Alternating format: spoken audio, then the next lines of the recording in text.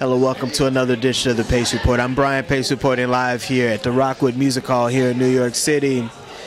Nigerian-born singer Asha tonight is performing selections off her brand new album, Beautiful Imperfection.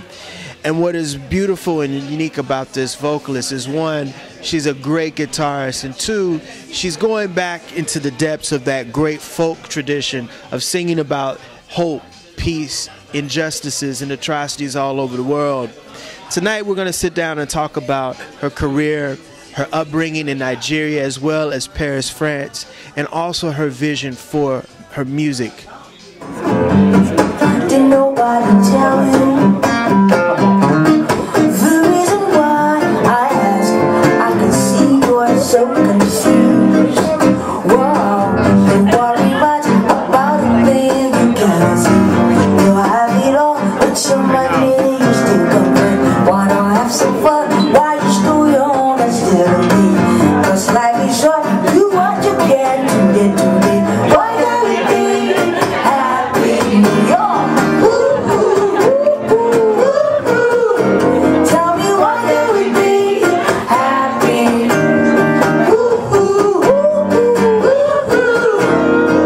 Why can't we be smiling? Why can't we be smiling? Tell me why can't we be happy? Yeah.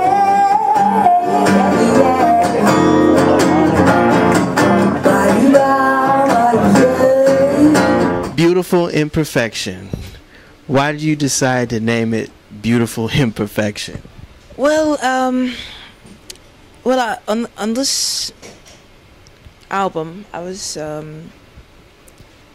going through changes, personal changes, and my experience made me come to the realization that I'm beautiful, but I'm imperfect. I live in a beautiful world, but imperfect world, and with this knowledge, I think I can live humanly. You know, I can do music whichever way I want to do it. I don't know if that explains it well. On this album, before writing it, I was just becoming a woman, you know. Before then, I was this girl, you know, a bit unsure. And growing up, my childhood was a lot of confusion with, you know, parenting and seeing my parents go through a lot of stress in their marriage and the role a child has to play, and especially me being a girl. I had a lot of confusion about it, you know, and the love and then the punishment from my parents, you know, it was a huge contrast. So, and then I grew up not trusting people, you know. I grew up not trusting people because, you know, that was what was being that was what my parents were telling us a lot about, not being trusting, you know, coming from Africa, you don't trust this person, don't trust that place. So I had a lot of load before this album, and I needed to shed it. I needed to embrace myself as a growing woman and appreciate what I was saying, which was wearing dress, putting colors, and, you know, opening up to people.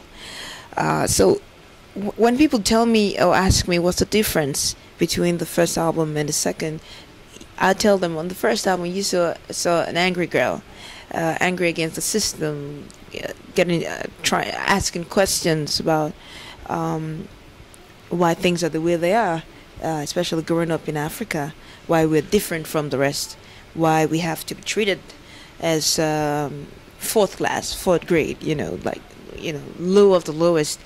So I had to fight with that, but I didn't want to fight. I didn't want to make people listen to my music and get angry. I wanted them to find hope and joy and colors in the music. So I brought more of that on the second album, because I myself have come to understand and I've come to accept many things. I have knowledge of my future, and I know where I want to go. And I know on the second album I want to be joyful, I want to be happy, and I hope people can feel that in the music. This is a very different side of you, like you said, and I noticed this album, unlike your first one, there's pop, there's funk, there's afro-beat. Did you musically say what you wanted to say on this CD? Yeah, I did. At least on the CD, I did. And more. I wanted to hear the music. The music I grew up to. Music of Marvin Gaye, of Aretha Franklin, of Fela Kuti, Bob Marley. I wanted to hear it on the second album. I really wanted to play those music, and I didn't know how. But with the musicians, the producer who worked on this album, everything was able to come in place. Because as I've been saying before the album, was born, I said I want to reach out. I want to dance. I want to reach out. I want people to know me more. I want music that will make me happy, because I needed to get out of whatever mood, which was the mood I was in before writing was a bit sad. So it inspired me really, really not to care about anything and just move on with what I believe, with what is inside, and not what people dictate, what people think is right.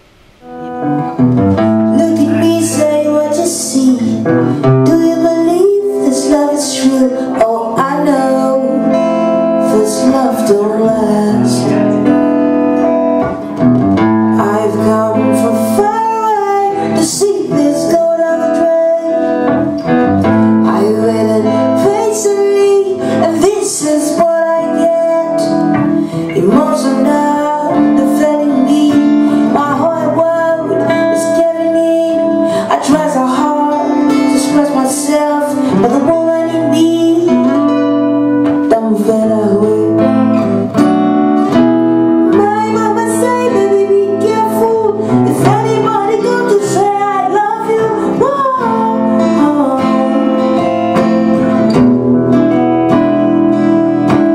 My mama say, baby, I want you.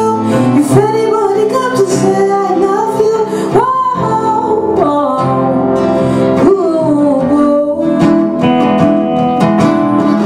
Now you're asking me to trust you.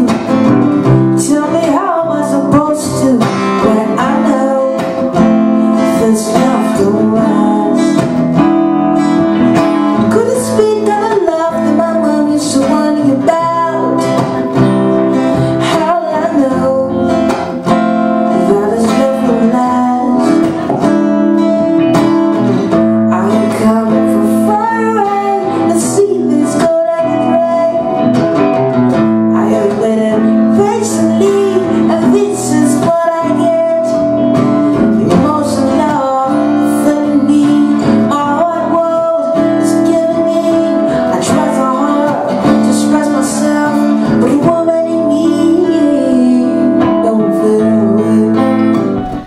How did you develop your knack for your vocal skills as well as the guitar? Well, I've been singing since I was a little girl. But I started finding my voice when I was about 19. I knew that I need to be a musician, a serious one.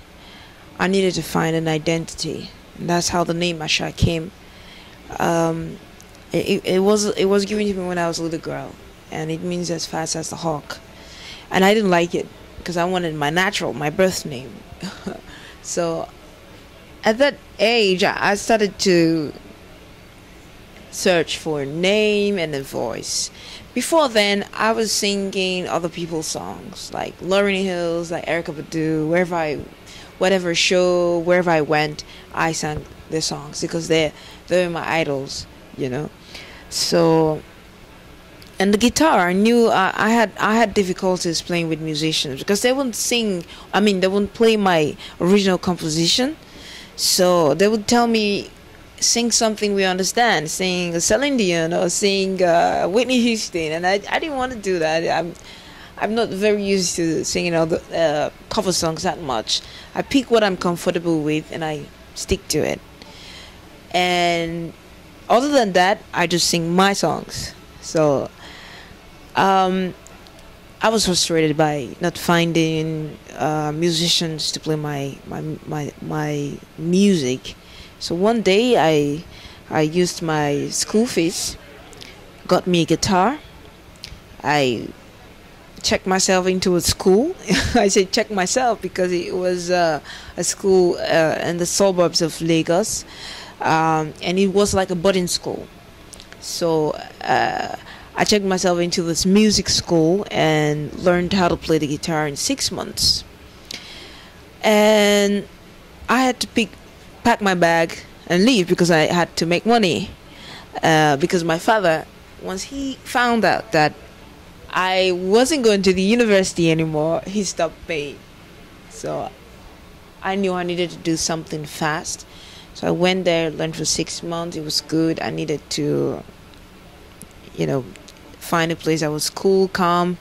And afterwards, I started learning, every other thing I learned on the road.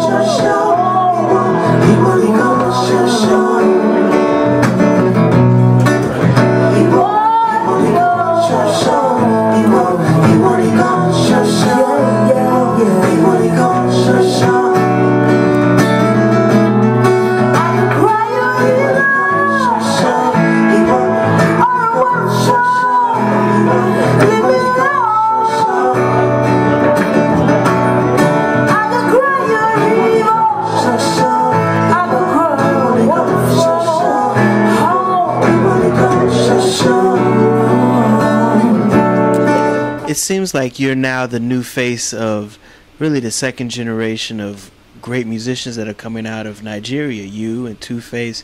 What are you guys saying now? You're bringing your music and your words to a whole musical diaspora that's never heard of you before.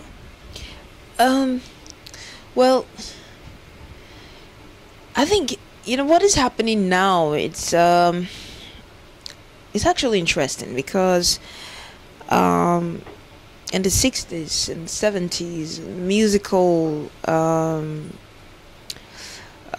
the music of Nigeria was vibrant. It was funk, it was high life, jazz, and a lot of competition. And afterwards, there was this big break.